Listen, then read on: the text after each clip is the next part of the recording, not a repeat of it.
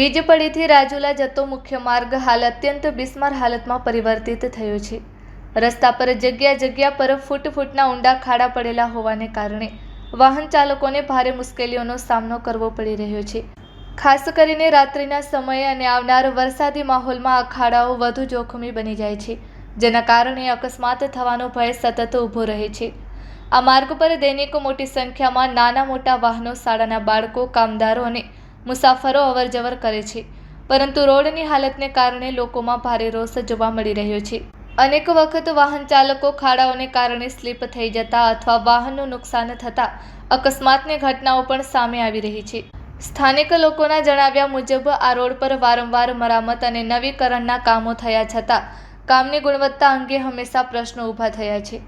નવો રોડ બનાવ્યા બાદ 6 મહિના પણ ટકી શકતો નથી, જેના કારણે માર્ગ મકાન વિભાગની કામગીરી સામે શંકા ઊભી થઈ રહી છે।